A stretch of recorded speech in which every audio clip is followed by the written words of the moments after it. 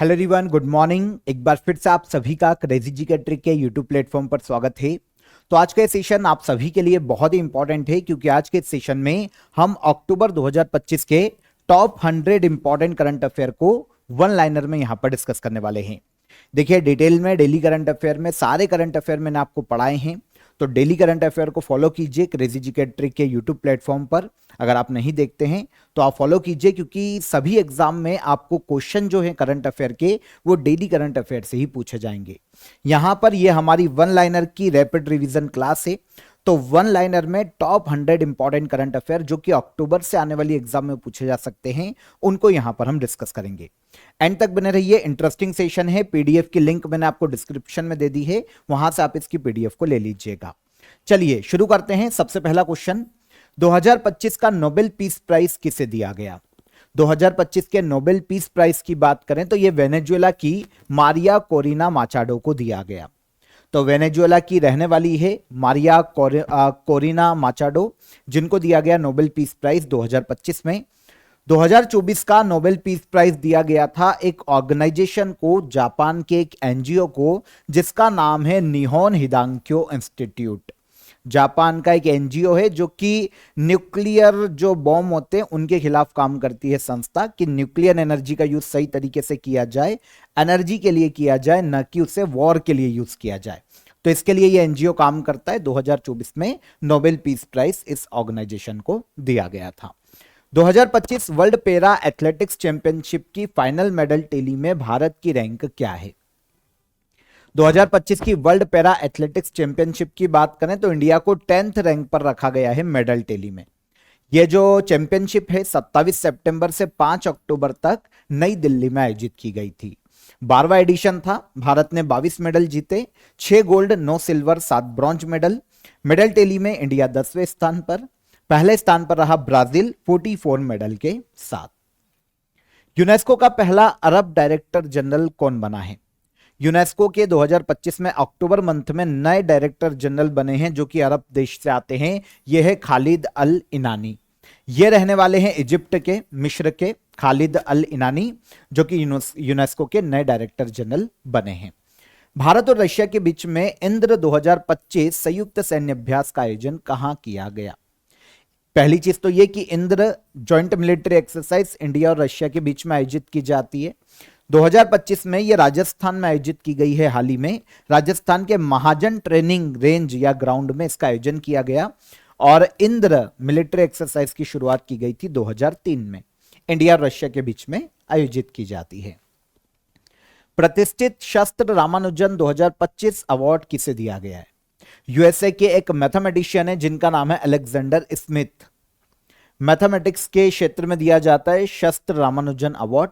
तो ये यूएसए के मैथमेटिशियन अलेक्जेंडर स्मिथ को दिया गया।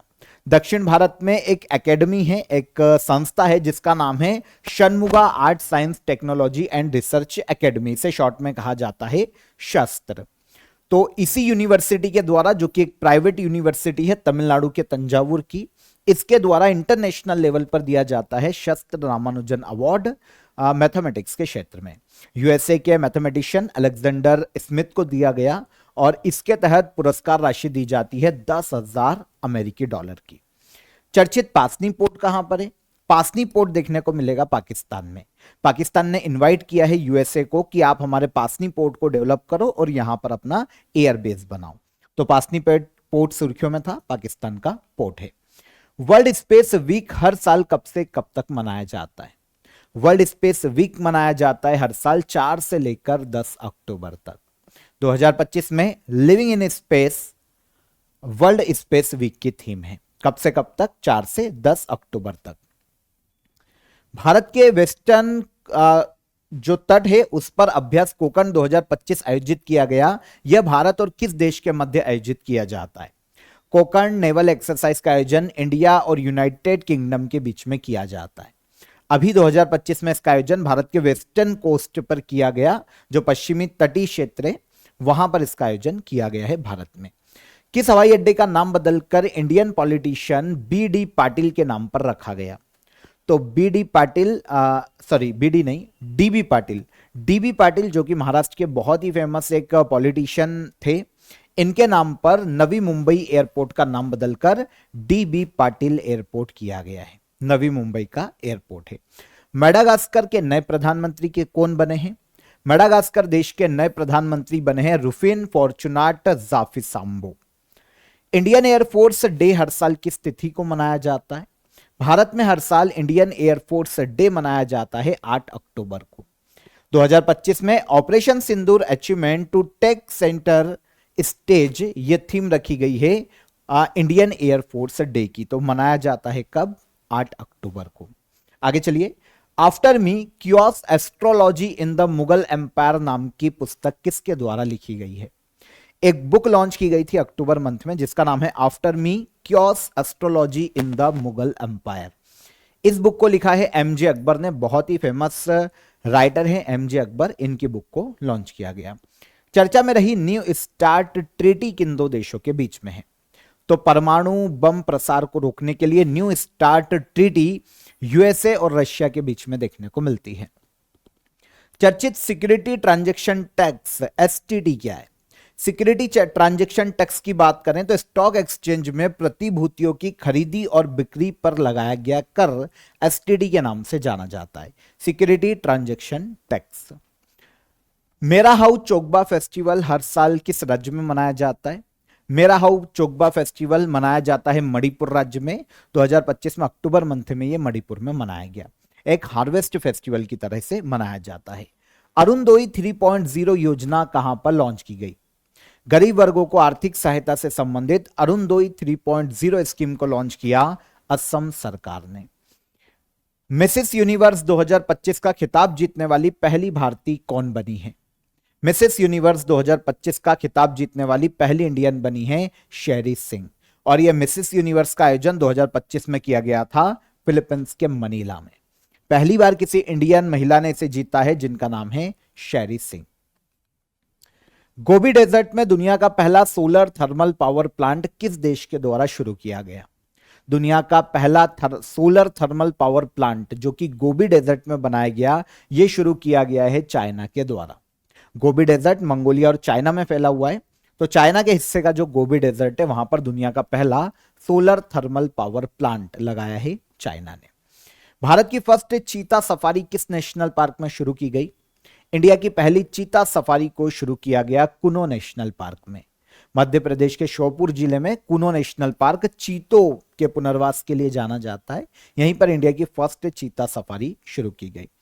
बीआरओ ने लद्दाख में दुनिया की सबसे ऊंची सड़क का निर्माण किया है। यह सड़क कितनी ऊंचाई पर बनाई गई है? बीआरओ, जिसे बॉर्डर रोड ऑर्गेनाइजेशन के नाम से जाना जाता है, भारत के सीमावर्ती क्षेत्रों में रोड का निर्माण करने के लिए यह संस्था एक काम करती है इंडिया में। तो बीआरओ ने लद्दाख में दुनिया की सबसे ऊंची सड़क का निर्माण किया जिसकी टोटल ऊंचाई 19,400 फीट है। 19,400 फीट की ऊंचाई पर यह बनाई गई है। लद्दाख का एक मिगला पास है, यहां पर यह हाईएस्ट मोटोरेबल रोड बनाई गई है अब बीआरओ के द्वारा। पूरी दुनिया की सबसे ऊंचाई पर स्थित सड़क। कितनी ऊंचाई पर? 19,400 फीट। देखिए, वन लाइनर में मैं आपको सारे करंट अफेयर पढ़ाता ही हूं। हर मंथ ये आपके लिए एक सेशन आता ही है। इसके अलावा डेली करंट अफेयर का आप वॉच कीजिए क्योंकि मैंने आपको शुरू में भी बताया वहीं से आपको हर एग्जाम में क्वेश्चन देखने को मिलेंगे। डेली करंट अफेयर में जो मैं आपको क्वेश्चन या फैक्ट बताता हूं ना, अगर आपने वो नोट कर लिए ना तो आपका कभी भी करंट अफेयर में क्वेश्चन बाहर नहीं जाएगा। फिर भी स्टूडेंट को प्रॉब्लम आती है कि सर मॉक टेस्ट कहां से लगाए, क्विज कहां से लगाए करंट अफेयर का। तो आप हमारे करंट अफेयर के 2026 के वन स्टॉप सॉल्यूशन को ज्वाइन कर लीजिए। जनवरी से लेकर दिसंबर 2026 तक का कंप्लीट ईयरली करंट अफेयर का पैकेज आपको यहां पर मिल जाएगा। आपको 50+ ई बुक मिल जाएगी। इसके अलावा 200 से ज्यादा पीडीएफ आपको यहां पर मिल जाएगी। आपको मैराथन क्लासेस की जो पीडीएफ आती है वो यहां पर मिल जाएगी। 500 से ज्यादा टेस्ट और क्विज यहां पर आप लगा पाएंगे। डेली और मंथली करंट अफेयर की जो मंथली और ईयरली करंट अफेयर की बुक है वो आपको यहां पर इसके साथ इंक्लूड की गई है। तो पूरा करंट अफेयर आपका यहां पर इस सिंगल पैकेज में तैयार हो जाएगा।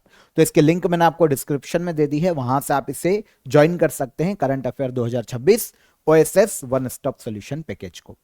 इसके अलावा अगर जीएस में आपको कोई भी हर्डल आता है तो आप हमारे 100 आवर जीएस के कोर्स को भी ज्वाइन कर सकते हैं, जहां पर 100 घंटे में आपको पूरे जीएस के जितने भी सब्जेक्ट हैं वो यहां पर कवर करवाए गए हैं।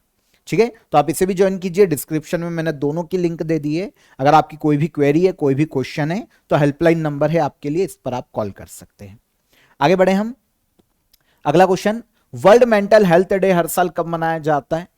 पूरे वर्ल्ड में वर्ल्ड मेंटल हेल्थ डे मनाया जाता है 10 अक्टूबर को। 2025 में access to services mental health in catastrophes and emergencies, ये थीम रखी गई है वर्ल्ड मेंटल हेल्थ डे की। ठीक है, तो कब मनाया जाता है? ये मनाया जाता है 10 अक्टूबर को। साउथ ईस्ट एशिया का पहला कोरल क्रायो बैंक किस देश द्वारा लॉन्च किया गया? साउथ ईस्ट एशिया का पहला कोरल क्रायो बैंक को लॉन्च किया गया है फिलीपींस के द्वारा। वर्ल्ड हेल्थ समिट 2025 का आयोजन कहां किया गया? वर्ल्ड हेल्थ समिट 2025 का आयोजन किया गया जर्मनी के बर्लिन में। वर्ल्ड हेल्थ समिट 2026 से 2029 की अवधि के लिए BWF एथलीट्स कमीशन का सदस्य किस भारतीय खिलाड़ी को बनाया गया है? 2026 से 2029 तक जो badminton world federation athlete committee है या एथलीट कमीशन है, इसका मेंबर बनाया गया है पीवी सिंधु को। इंडियन, देखिए काफी सारे देशों से मेंबर बनाए गए हैं, लेकिन जो इंडिया से बने हैं वो है पीवी सिंधु। वैसे 2017 से 2025 तक भी पीवी सिंधु मेंबर थी, एक बार फिर से 2026 से 2029 के लिए इनको मेंबर चुना गया है। पीवी सिंधु भारत की बहुत ही famous badminton player. Arjun award PV Sindhu को 2013 में, पद्मश्री 2015 में, मेजर ध्यानचंद खेल रत्न अवार्ड 2016 में और पद्म भूषण 2020 में दिया जा चुका है पीवी सिंधु। हाल ही में नेशनल ग्रीन हाइड्रोजन मिशन के तहत कितने पोर्ट को ग्रीन हाइड्रोजन हब घोषित किया गया? तो नेशनल ग्रीन हाइड्रोजन मिशन के तहत भारत के 3 पोर्ट को ग्रीन हाइड्रोजन हब घोषित किया गया। 3 पोर्ट को, कौन कौन से? दीनदयाल पोर्ट अथॉरिटी है गुजरात में, VO Chidambaranar port authority Tamil Nadu में है, पारादीप पोर्ट अथॉरिटी ओडिशा में देखने को मिलती है। तो इन तीनों को ही ग्रीन हाइड्रोजन हब घोषित किया गया है देश में। 2025 में इकोनॉमिक्स का नोबेल पुरस्कार किसे दिया गया? 2025 में इकोनॉमिक्स का नोबेल पुरस्कार संयुक्त रूप से 3 लोगों को दिया गया है। एक है जोएल मॉकेर, एक है फिलिप एगियन, एक है पीटर हॉविट। इनमें जोएल की बात करें, ये यूएसए से आते हैं, फिलिप एगियन फ्रांस से हैं और पीटर हॉविट आते हैं कनाडा से। इनको दिया गया है इकोनॉमिक्स का नोबेल प्राइज। फिल्म फेयर 2025 में बेस्ट एक्ट्रेस का पुरस्कार किसे दिया गया? फिल्म फेयर 2025 में बेस्ट एक्ट्रेस का अवार्ड दिया गया आलिया भट्ट को। अदर कैटेगरीज में बेस्ट फिल्म का अवार्ड दिया गया लापता ladies, best director Kiran Rao लापता लेडीज के लिए, बेस्ट एक्टर का अवार्ड कार्तिक आर्यन और अभिषेक बच्चन को दिया गया और बेस्ट एक्ट्रेस से आलिया भट्ट जिगरा मूवी के लिए इनको ये अवार्ड दिया गया। सेशल्स के नए राष्ट्रपति कौन बने हैं? सेशल्स देश के नए प्रेसिडेंट अक्टूबर 2025 में पैट्रिक हार्मिनी बनाए गए हैं। पैट्रिक हार्मिनी बनाए गए। राइट टू डिस्कनेक्ट विधेयक लाने वाला भारत का पहला राज्य कौन है? राइट टू डिस्कनेक्ट विधेयक लाने वाला भारत का पहला राज्य बना केरला स्टेट। इसमें क्या होता है, वर्क आवर के बाद जो आपकी कंपनी है वो आपको ना तो कॉल करेगी, ना आपको कोई भी दबाव बनाएगी, ना मीटिंग के लिए, ना किसी भी चीज के लिए। राइट टू डिस्कनेक्ट मतलब जॉब आवर के बाद जब आप घर जाओ तो आप पूरी तरीके से कट हो और अपनी निजी लाइफ को एंजॉय करो। तो ये राइट टू डिस्कनेक्ट लाने वाला पहला राज्य बना भारत का Kerala. IUCN Canton Miller award 2025 जीतने वाली पहली भारतीय महिला कौन बनी? पहली भारतीय कौन बनी है? IUCN कैंटन मिलर अवार्ड 2025 दिया गया डॉक्टर सोनाली घोष को और इसे जीतने वाली ये पहली इंडियन बनी है। फर्स्ट आर्चरी प्रीमियर लीग के विनर कौन है? फर्स्ट आर्चरी प्रीमियर लीग के विनर हैं राजपुताना रॉयल्स। देखिए, फर्स्ट आर्चरी प्रीमियर लीग का आयोजन नई दिल्ली में किया गया। फाइनल में राजपुताना रॉयल्स ने पृथ्वीराज योद्धास को हराकर इसका खिताब अपने नाम किया। तो फर्स्ट आर्चरी प्रीमियर लीग का विनर हो जाता है विनर हो जाती है राजपुताना रॉयल्स और रनर अप हो जाती है पृथ्वीराज योद्धास। Women's blind football world cup 2025 का विनर कौन है? Women's blind football world cup 2025 का आयोजन किया गया था इस बार इंडिया में, केरला में यह आयोजन किया गया। अर्जेंटीना ने फाइनल में इंग्लैंड की टीम को हराकर women's blind football world cup 2025 का खिताब जीता। भारत ने भी पार्टिसिपेट किया था। भारत इस कंपटीशन में 5th नंबर पर रहा। विनर कौन? तो women's blind football world cup का winner Argentina, runner up England और आयोजन किया गया केरला में। ऑस्ट्रेलिया और भारत के बीच में ऑस्ट्रा हिंद 2025 सैन्य अभ्यास का कौन सा संस्करण आयोजित किया गया? पहली चीज तो यह कि ऑस्ट्रा हिंद मिलिट्री एक्सरसाइज का आयोजन किन दो देशों के बीच में किया जाता है? तो भारत और ऑस्ट्रेलिया के बीच में। 2025 में इसके 4th एडिशन का आयोजन किया गया था अक्टूबर मंथ में ऑस्ट्रेलिया के पर्थ में। 13 से लेकर 26 अक्टूबर तक ऑस्ट्रेलिया के पर्थ में ऑस्ट्रा हिंद के 4th एडिशन का आयोजन किया गया। ट्रिपल एलिमिनेशन हासिल करने वाला दुनिया का पहला देश कौन बना है? ट्रिपल एलिमिनेशन हासिल करने वाला WHO के द्वारा हासिल करने वाला दुनिया का पहला देश बना है मालदीव। देखिए, ट्रिपल एलिमिनेशन ऐसा देश जहां पर HIV, साइफिलीज और हेपेटाइटिस बी डिसीज माता से नवजात जो न्यूबॉर्न बेबी है उनमें नहीं फैलती हो, अगर 2 साल तक ऐसा कोई केस देखने को नहीं मिलता है तो उसे ट्रिपल एलिमिनेशन का सर्टिफिकेट WHO के द्वारा दिया जाता है। तो वर्ल्ड में ऐसा देश जिसे यह मिला, यह है मालदीव, पहला देश वर्ल्ड का ट्रिपल एलिमिनेशन हासिल करने वाला पहला देश। ठीक है, मालदीव एशियाई देश है, एशिया की सबसे छोटी कंट्री है, इंडियन ओशियन में देखने को मिलती है। भारत द्वारा अंटार्कटिका में अपना न्यू 4th रिसर्च स्टेशन बनाया जाएगा, इस अनुसंधान स्टेशन का क्या नाम है? तो अंटार्कटिका में भारत का 4था रिसर्च स्टेशन बनाया जा रहा है जिसका नाम है मैत्री सेकेंड। इसके पहले जो 2 बने हैं, 3 बने हैं, एक है दक्षिणी गंगोत्री, सबसे पहला था 1983 में, फिर मैत्री 1989 में आया और फिर भारती 2012 में स्थापित किया गया। चौथा स्थापित किया गया जाएगा अब मैत्री सेकेंड, लेकिन फिर भी काम केवल 2 ही करेंगे, 2 एक्टिव रहेंगे।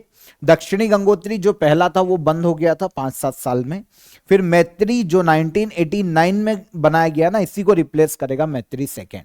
तो फिर जो चालू रहेंगे ना वो मैत्री सेकेंड और भारती ही रहेंगे, लेकिन चौथा रिसर्च स्टेशन है ये अंटार्कटिका में इंडिया का। चर्चित ड्यूरेंट लाइन किन 2 देशों के बीच स्थित है? ड्यूरेंट लाइन देखने को मिलती है पाकिस्तान और अफगानिस्तान के बीच में। अभी दोनों देशों के बीच में वॉर की कंडीशन है, कॉन्फ्लिक्ट काफी चल रहे हैं, इसलिए ड्यूरेंट लाइन काफी सुर्खियों में है। ड्यूरेंट लाइन की 106 किलोमीटर की बाउंड्री इंडिया में लद्दाख से भी टच होती है, अफगानिस्तान और इंडिया की जब बाउंड्री लगती है तो, लेकिन मेनली जो बाउंड्री है वो पाकिस्तान और अफगानिस्तान के बीच में है। 11th एशियन एक्वाटिक्स चैंपियनशिप 2025 में भारत को फाइनल मेडल टेबल में कौन सी रैंक प्राप्त हुई है? 11th एशियन एक्वाटिक्स चैंपियनशिप, इसका आयोजन अहमदाबाद में किया गया था।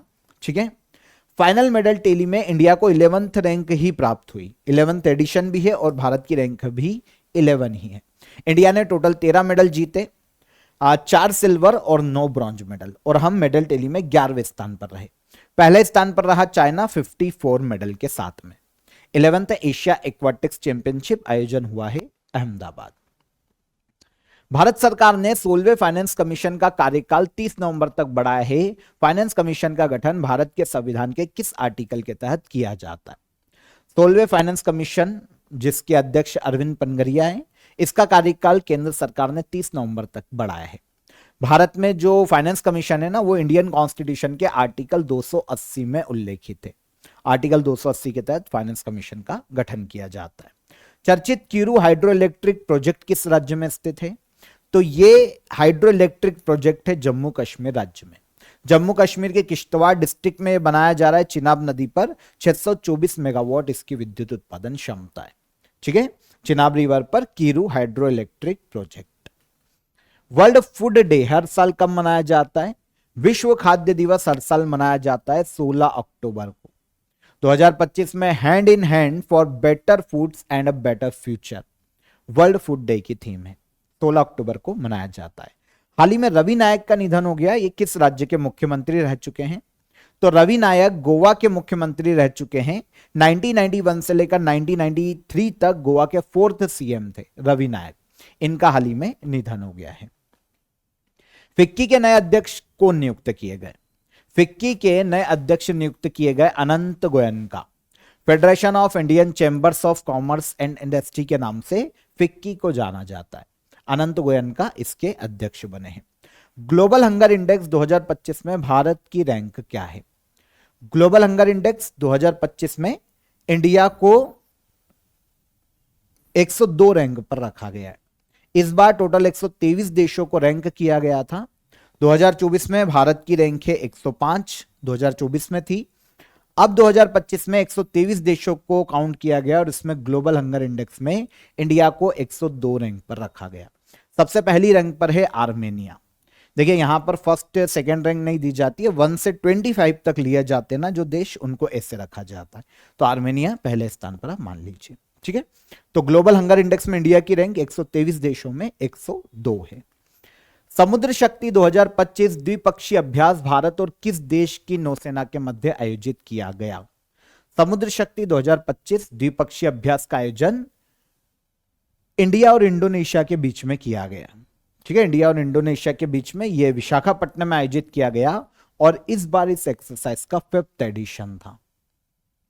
आईयूसीएन स्पीशीज सर्वाइवल कमीशन के पहले एशियाई अध्यक्ष के रूप में किसे नियुक्त किया गया? आईयूसीएन स्पीशीज सर्वाइवल कमीशन के पहले एशियाई अध्यक्ष अपॉइंट किए गए हैं विवेक मेनन, इंडिया ने ये 2025 से 2029 तक ये आईयूसीएन की इस बॉडी जिसका नाम है आईयूसीएन स्पीशीज सर्वाइवल कमीशन, इसके अध्यक्ष के पद पर रहेंगे। पहले एशियाई अध्यक्ष जो कि इंडिया से हैं, Vivek Menon. Wild life photographer of the year 2025 का पुरस्कार जो ओवरऑल कैटेगरी का है किसने जीता है? Wild life photographer of the year 2025 का ओवरऑल कैटेगरी का खिताब दिया गया विम वैन डेन हेवर को। यह दक्षिण अफ्रीकी एक फोटोग्राफर है, इन्होंने एक फोटो खींचा था जिसका नाम है गोस्ट टाउन विजिटर। इसके लिए इनको wild life photographer of the year 2025 overall category का खिताब दिया गया। विम वैन डेन हेवर कहां के हैं? दक्षिण अफ्रीका के फोटोग्राफर। वर्ल्ड स्टैटिस्टिक्स डे हर साल कब मनाया जाता है? पूरे वर्ल्ड में हर साल वर्ल्ड स्टैटिस्टिक्स डे मनाया जाता है 20 अक्टूबर को, विश्व सांख्यिकी दिवस। 2025 में driving change with quality statistics and data for everyone, ये थीम रखी गई है वर्ल्ड स्टैटिस्टिक्स डे की। भारत में भी भारतीय सांख्यिकी दिवस मनाया जाता है, यह मनाया जाता है 29 जून को पीसी महालनोबिस की जन्मतिथि के रूप में। ताफरान वॉल्केनो किस देश में स्थित है? ताफरान वॉल्केनो देखने को मिलेगा ईरान में। यह इसलिए इंपॉर्टेंट है क्योंकि ह्यूमन हिस्ट्री में यह आज तक नहीं फटा है, मतलब 7 लाख साल से कभी नहीं फटा, लेकिन अब इसमें उद्गार देखने को मिल रहा है, इसमें हलचल देखने को मिलती है, मिल रही है। ईरान में यह वॉल्केनो है जो कि 12,927 फीट की ऊंचाई पर स्थित है। तो ईरान में है ताफ्तान वॉल्केनो जो अभी सुर्खियों में था। इंडियन क्रिकेटर्स एसोसिएशन के नए अध्यक्ष कौन चुने गए हैं? इंडियन क्रिकेटर्स एसोसिएशन की नई अध्यक्ष चुनी गई है शांता रंगास्वामी। ये भारत की पूर्व फीमेल क्रिकेटर है शांता रंगास्वामी, जो कि इंडियन क्रिकेटर्स एसोसिएशन की पहली महिला अध्यक्ष बनी है। एसोचैम के नए अध्यक्ष कौन नियुक्त किए गए? एसोचैम के नए अध्यक्ष नियुक्त किए गए Nirmal Kumar Minda. ASSOCHAM associated chambers of commerce and industry of India के रूप में जाना जाता है। निर्मल कुमार मिंडा इसके चुने गए हैं अध्यक्ष। ग्लोबल एयर पावर्स रैंकिंग के अनुसार भारतीय वायुसेना दुनिया में किस स्थान पर रही है? ये जो इंडेक्स है ना, ये रैंक करता है किसी भी देश की एयरफोर्स कितनी पावरफुल है। एयरफोर्स भी और अगर नेवी और आर्मी में भी अगर फाइटर जेट का यूज किया जा रहा है तो उसके आधार पर भी। तो ग्लोबल एयर पावर्स रैंकिंग के अनुसार इंडियन एयरफोर्स को पूरे वर्ल्ड में कितने पावरफुल है, इस आधार पर 6th रैंक पर रखा गया है। पहले नंबर पर यूएसए की एयरफोर्स को इस इंडेक्स में जगह दी गई जो कि वर्ल्ड में सबसे पावरफुल है।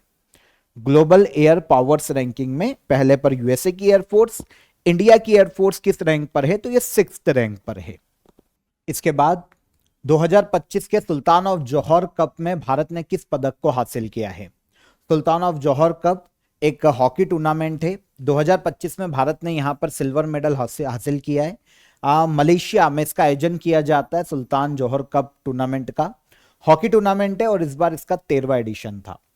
फाइनल में इंडिया को ऑस्ट्रेलिया ने हरा दिया था, तो ऑस्ट्रेलिया ने गोल्ड मेडल जीता, इंडिया ने सिल्वर मेडल जीता और ग्रेट ब्रिटेन ने यहां पर ब्रॉन्ज मेडल जीता है।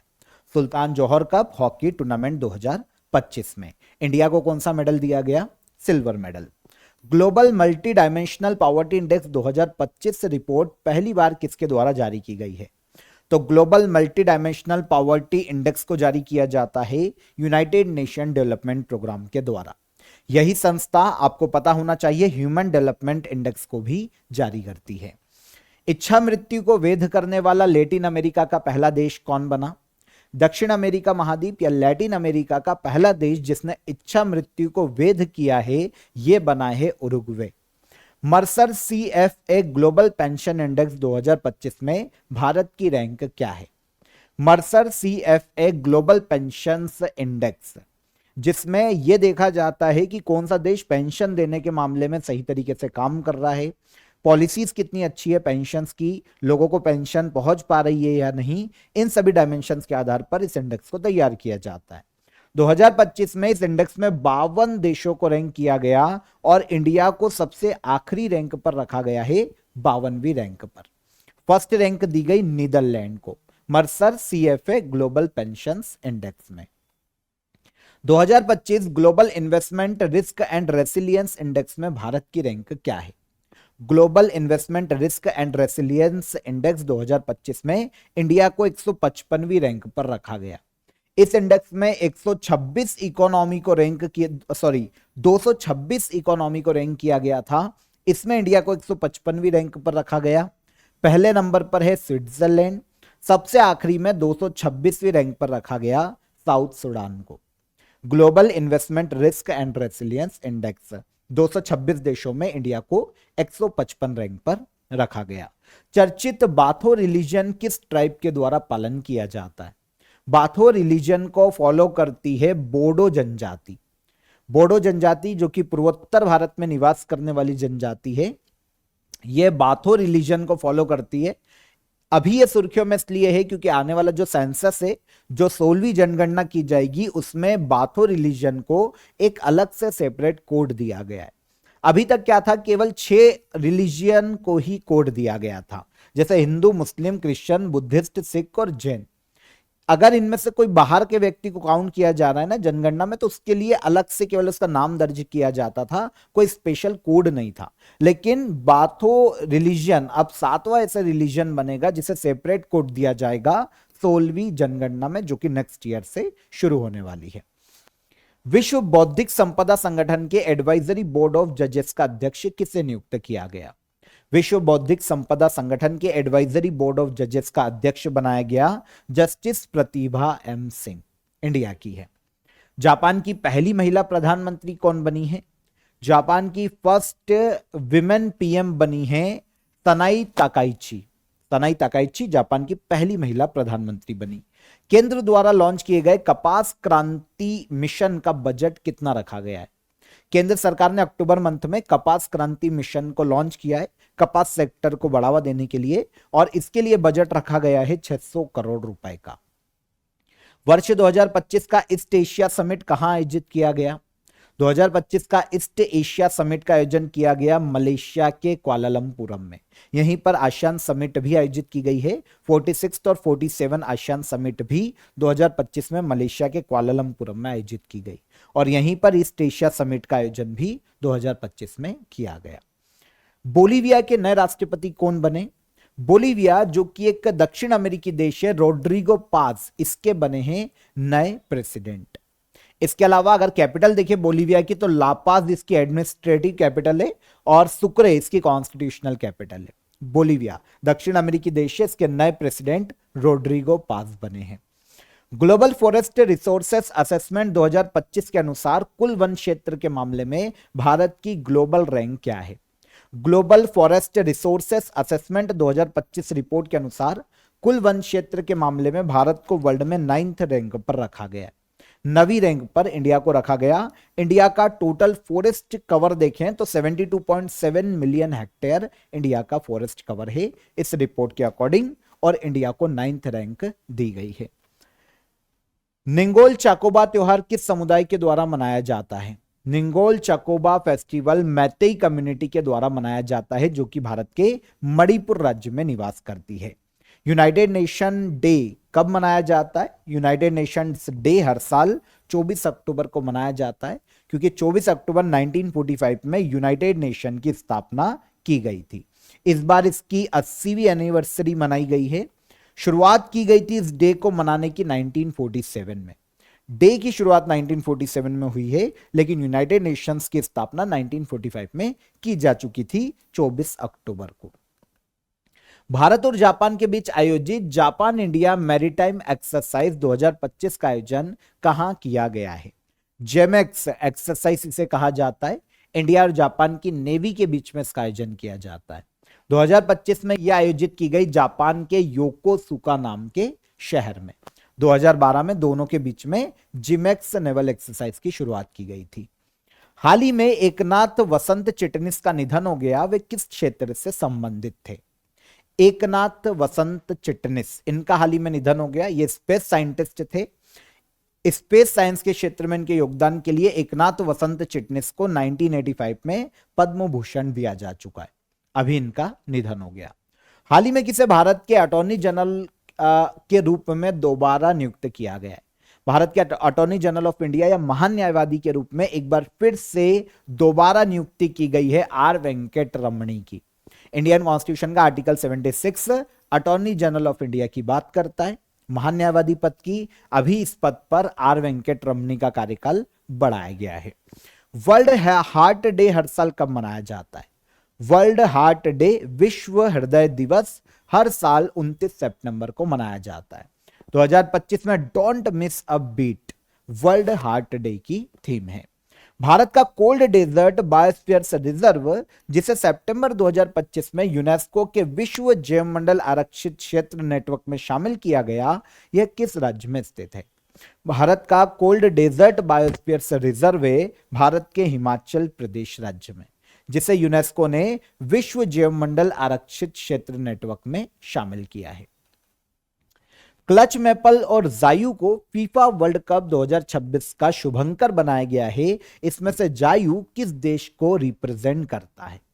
तो FIFA world cup next year 2026 में 3 देशों में आयोजित किया जाएगा, कनाडा, मैक्सिको और यूएसए। तो तीनों देशों से प्रेरित होकर मैस्कोट घोषित किए गए हैं। इसमें मेपल, जो कि एक हिरण से प्रेरित है, कनाडा को रिप्रेजेंट करता है। जायू, जो कि जगुआर से प्रेरित है, मैक्सिको को प्रभावित करता है। और क्लच, जो कि बाल्ड ईगल से प्रभावित है, यूएसए का वो राष्ट्रीय पक्षी है, यूएसए से प्रेरित होकर बनाया गया है। तो इसमें से जायू मैक्सिको को रिप्रेजेंट करता है। बाकी तीनों बता दिए, देख लेना किस किस को रिप्रेजेंट कर रहे हैं। पीएम मोदी द्वारा माही बांसवाड़ा न्यूक्लियर प्रोजेक्ट की आधारशिला रखी गई। यह परियोजना किस राज्य में स्थित है? माही बांसवाड़ा न्यूक्लियर प्रोजेक्ट को भारत के पीएम नरेंद्र मोदी ने लॉन्च किया है। यह भारत के राजस्थान राज्य में बनाई जा रही है। प्रोजेक्ट की टोटल विद्युत उत्पादन कैपेसिटी 2800 मेगावाट होगी और इसको बनाने में 42,000 करोड़ रुपए की कॉस्ट आने वाली है। Gokul reservoir and Udaipur lake को रामसर साइट का दर्जा दिया गया, ये किस राज्य में स्थित है? गोकुल रिजर्वायर और उदयपुर लेक ये दोनों ही बिहार राज्य में स्थित है, जिन्हें रामसर साइट का दर्जा दिया गया है। भारत में वर्तमान में 94 रामसर साइट है, याद रखना। अभी बिहार की एक और झील भी जुड़ी थी, तो टोटल 94 रामसर साइट है। एशिया कप 2025 का फाइनल इंडिया ने पाकिस्तान को हराकर जीता है। इसमें मैन ऑफ द टूर्नामेंट कौन बने थे? एशिया कप 2025 का विनर कौन रहा था? इंडिया। फाइनल में हमने किसको हराया? पाकिस्तान को। हमारे प्लेयर ऑफ द टूर्नामेंट रहे थे Abhishek Sharma. Final match Dubai international cricket stadium में खेला गया था। फाइनल में मैन ऑफ द मैच रहे तिलक वर्मा और पूरी सीरीज में प्लेयर ऑफ द सीरीज रहे अभिषेक शर्मा। हाल ही में इंडियन चैंबर ऑफ कॉमर्स का नया अध्यक्ष किसे नियुक्त किया गया? इंडियन चैंबर्स ऑफ कॉमर्स के नए अध्यक्ष ब्रजभूषण अग्रवाल अपॉइंट किए गए। मेघालय हाईकोर्ट का नया मुख्य न्यायाधीश किसे नियुक्त किया गया? मेघालय हाईकोर्ट के नए मुख्य न्यायाधीश जस्टिस सोमेन सेन अपॉइंट किए गए। 11th world green economy summit कहां आयोजित किया गया? 11वां वर्ल्ड ग्रीन इकोनॉमी समिट का आयोजन किया गया यूएई के दुबई में।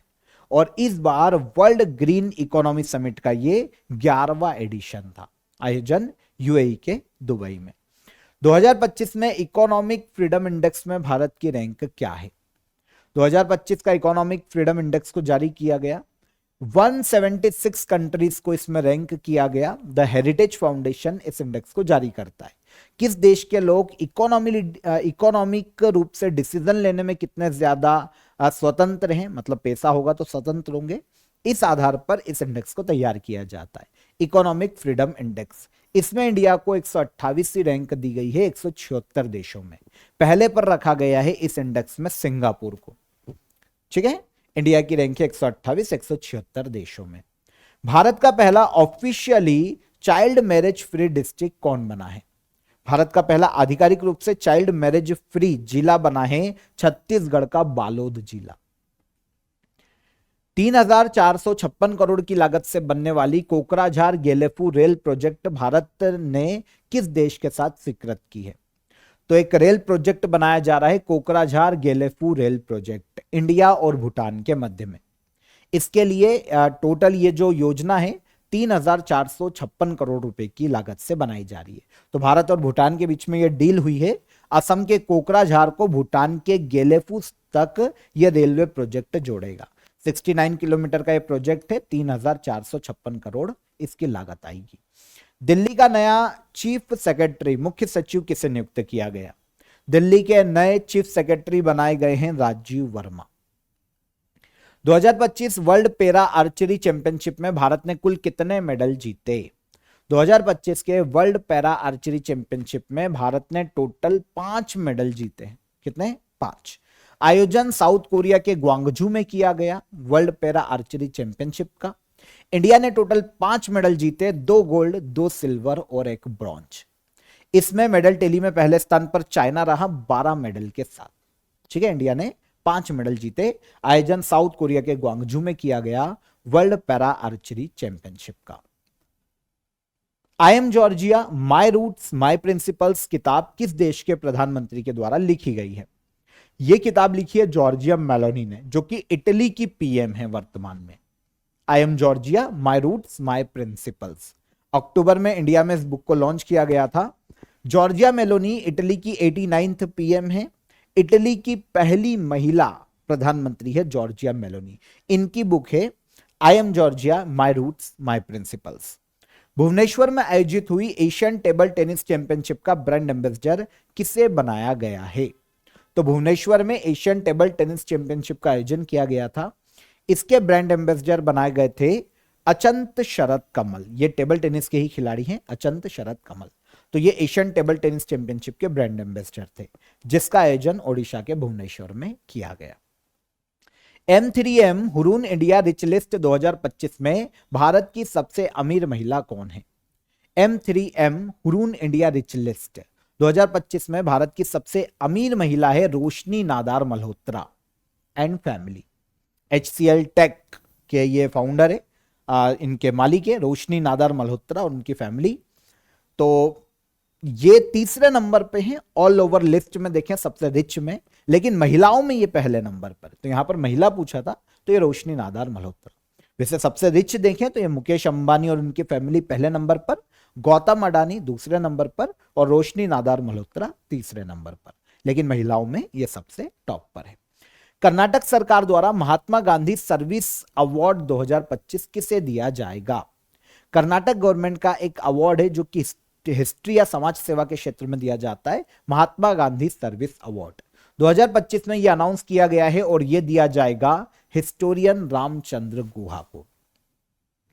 यूपीएससी ने अपना 99th फाउंडेशन डे मनाया। यूपीएससी की स्थापना कब की गई थी? यूपीएससी जो कि एक संवैधानिक संस्था है, इंडियन कॉन्स्टिट्यूशन के आर्टिकल 315 में उल्लेखित है। पहली बार इसकी स्थापना आजादी के भी पहले 1 अक्टूबर 1926 में की गई थी। 1 अक्टूबर 1926 में यूपीएससी की स्थापना हुई थी। अभी 1 अक्टूबर को 2025 में इसने 99th फाउंडेशन डे मनाया है। 62 नेशनल चेस चैंपियनशिप के विनर कौन है? 62 नेशनल चेस चैंपियनशिप के विनर रहे पी इनियान, भारत के चेस ग्रैंड मास्टर। स्वीकृत नेशनल पल्सेस मिशन के लिए कितनी राशि आवंटित की गई है?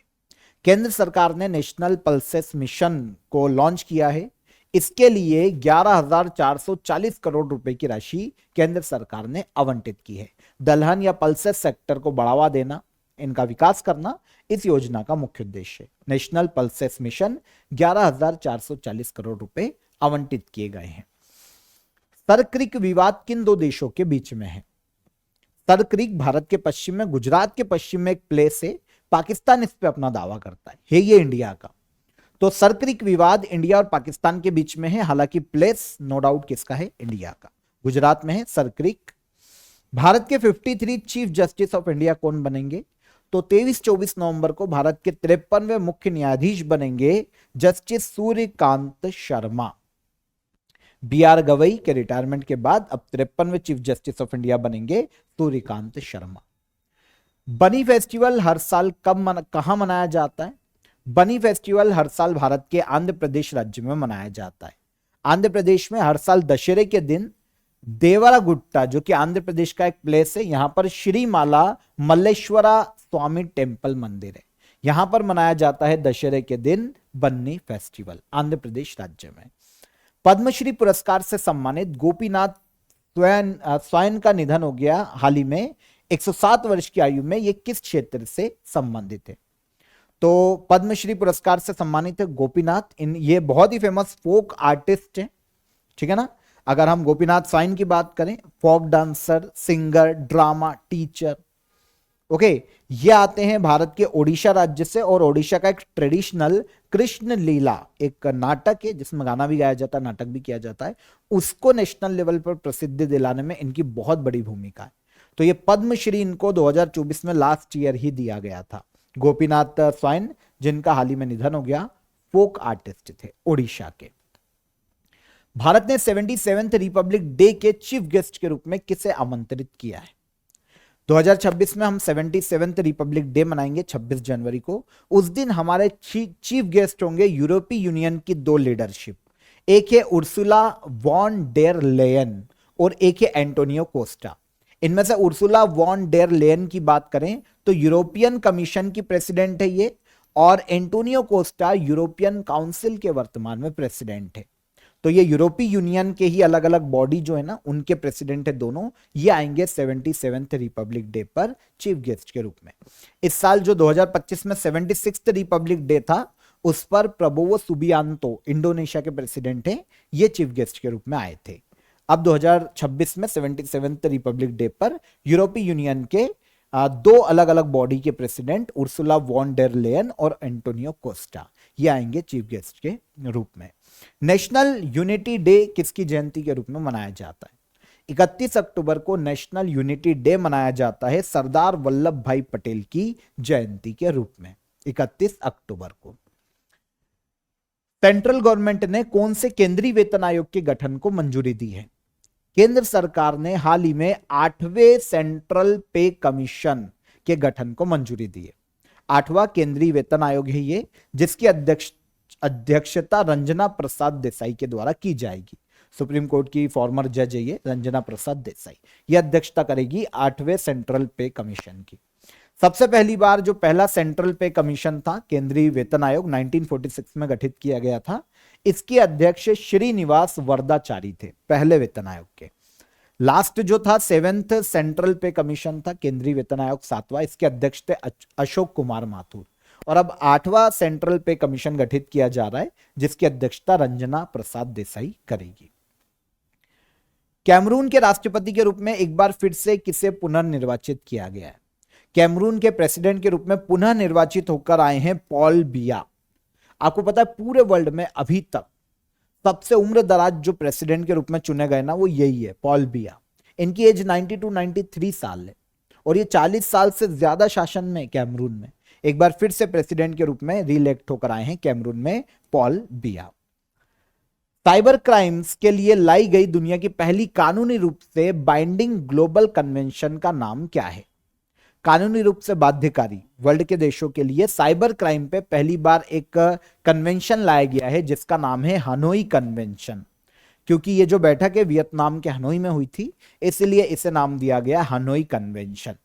साइबर क्राइम पर आज तक वर्ल्ड का पहला कानूनी रूप से बाध्यकारी यह लॉ लाया गया है, हनोई कन्वेंशन। विमेंस वनडे इतिहास में सर्वाधिक सफल चेस का रिकॉर्ड भारत ने किस टीम के खिलाफ बनाया है। विमेंस वनडे के इतिहास में सर्वाधिक सफल रन चेस का रिकॉर्ड अभी हमने, हमारी जो विमेन टीम है, अभी वनडे वर्ल्ड कप इंडिया और श्रीलंका में संयुक्त रूप से आयोजित किया गया था, 13वां एडिशन था। तो इसमें हमने ऑस्ट्रेलिया के खिलाफ सेमीफाइनल में DY पाटिल स्टेडियम, जो कि नवी मुंबई में है, यहां पर अमेरिका ने हमको 338 रन का स्कोर दिया था। हमने इसको सफल रन चेस किया और 341 रन बनाए ऑस्ट्रेलिया के खिलाफ और जीत हासिल की सेमीफाइनल में। तो सबसे सफल रन चेस का रिकॉर्ड भारत ने किस टीम के खिलाफ बनाए हैं वनडे विमेंस वर्ल्ड कप में? तो ये हमने बनाया है ऑस्ट्रेलिया के खिलाफ, ठीक है। और फाइनल में हमने दक्षिण अफ्रीका को हराकर 52 साल के इतिहास में पहली बार Indian women team one day world cup का खिताब जीती है 2025 में। लास्ट क्वेश्चन, इसरो द्वारा लॉन्च किए गए भारत के सबसे हेवी कम्युनिकेशन सैटेलाइट का नाम क्या है? इसरो के द्वारा 2 नवंबर को सबसे हेवी कम्युनिकेशन सैटेलाइट को लॉन्च किया गया है जिसका नाम है CMS-03, या फिर इसको एक और नाम दिया जा रहा है GSAT-7R। ये इंडियन नेवी के लिए लॉन्च किया गया ताकि इंडियन नेवी को ऑपरेशंस में सहूलियत हो, कम्युनिकेशन में सहूलियत हो, इसलिए ये सबसे हेवी सैटेलाइट है, भारत के सबसे हेवी कम्युनिकेशन सैटेलाइट है इसरो का। इसे 2 नवंबर को श्रीहरिकोटा द्वीप से आंध्र प्रदेश से छोड़ा गया था लॉन्च व्हीकल मार्क 3 के माध्यम से, और यह सबसे हेवी कम्युनिकेशन सैटेलाइट है, इंडियन नेवी के लिए लॉन्च की गई। नाम क्या है ध्यान रखना, CMS-03 या फिर GSAT-7R, दोनों इसी के नाम है। और इसका टोटल वजन है 4400 किलो, मतलब 4400 किलो की ये सबसे हेवी सैटेलाइट है, सबसे हेवी कम्युनिकेशन सैटेलाइट है जो कि इसरो के द्वारा आंध्र प्रदेश के श्रीहरिकोटा द्वीप से लॉन्च व्हीकल मार्क 3 के माध्यम से लॉन्च की गई। ओके, तो यहां पर अक्टूबर 2025 के top 100 important current affair rapid revision में हमने डिस्कस किए हैं। एक क्वेश्चन बहुत ही इंपॉर्टेंट था, आई होप आपको समझ में आया होगा। क्रेजी जीके ट्रिक एप्लीकेशन को आप डाउनलोड कर लीजिएगा, ठीक है, प्ले स्टोर से। यहाँ पर आपको काफी सारे फ्री कोर्सेज, फ्री PDF देखने को मिल जाएगी, तो एक बार चेकआउट कीजिएगा एप्लीकेशन को भी। इसके अलावा 2026 का जो ईयरली वन स्टॉप सॉल्यूशन है करंट अफेयर का, उसकी लिंक मैंने आपको डिस्क्रिप्शन में दे दी है, और 100 RGS की लिंक भी आपके लिए डिस्क्रिप्शन में है, वहां से आप उसे ज्वाइन कर सकते हैं। आई होप सेशन पसंद आया होगा। वीडियो पसंद आया हो तो वीडियो को लाइक और शेयर करके जाइएगा। चैनल पर पहली बार आए हैं तो चैनल को सब्सक्राइब कर लीजिए। फिर मुलाकात करेंगे किसी अदर वीडियो में किसी नए टॉपिक के साथ, तब तक अपना ख्याल रखिएगा। जय हिंद, जय भारत।